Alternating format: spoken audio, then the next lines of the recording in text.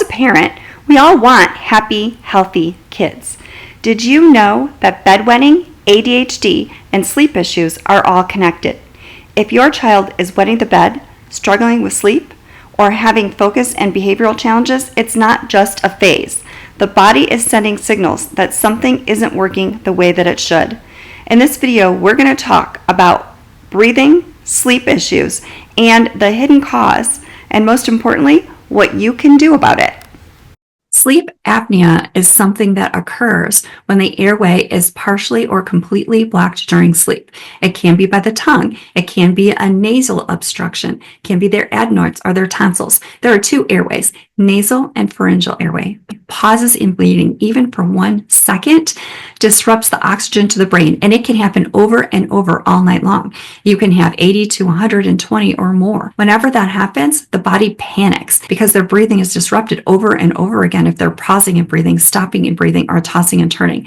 Most of the time, kids don't even realize that because they're not waking up. Their body does it for them. It compensates. Our bodies are amazing. But sometimes the brain triggers the bladder to void, even though it's not full. So that's why kids are not waking up and why they're wetting the bed and why waking them up at night is not a good idea. They're not getting good sleep. While sleep is disrupted, the body is adapting. It comes at a cost and it affects everything. Her body has 4 main cycles of sleep, and when they're disrupted, our body doesn't rest and repair the way it should, and it also doesn't store our memories, and our kids are waking up sleep deprived. So the first thing we want to check is their breathing.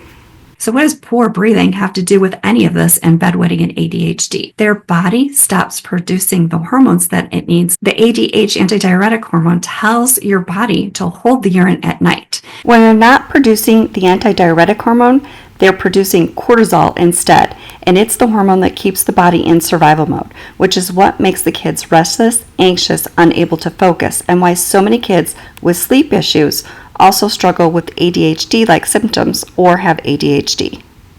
When they're mouth breathing, this is what keeps them in fight or flight mode.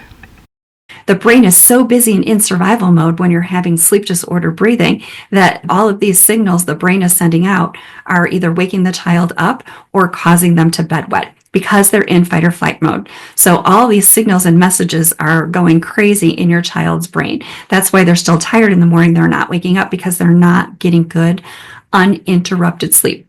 The body is choosing to just keep them in survival mode rather than wake them up. So that's where bedwetting comes from. Not every child that wets the bed has sleep apnea. Not every child that has mouth breathing has ADHD. The good news is the first thing we need to do is check your child's breathing. Are they breathing through their mouth during the day? How are they breathing through their mouth at night? Are you doing nasal hygiene in the morning and before they go to sleep? Can they breathe through their nose? If they can't breathe through their nose, I have a video that you can watch how to unblock your nose. A weak tongue can cause it to be more difficult to breathe while they sleep at night. And there are things that you can do for that. But is it functional or is it structural? Those are the things that we need to look at in order to retrain the brain and make the muscles stronger or the muscles in the face stronger. Sometimes the muscles in the mouth are affecting the cheeks, the chin, the back of the shoulders, the neck, headaches in the back of the neck. And that's why they walk on the toes, because all the fascia is tight in there. So sometimes a body worker can help stretch all that stuff out. This can be life-changing for both you and your child. While bedwetting may be common, it is not normal or something your child will simply outgrow. They usually grow into other issues, or they could grow into an adult that needs a CPAP machine.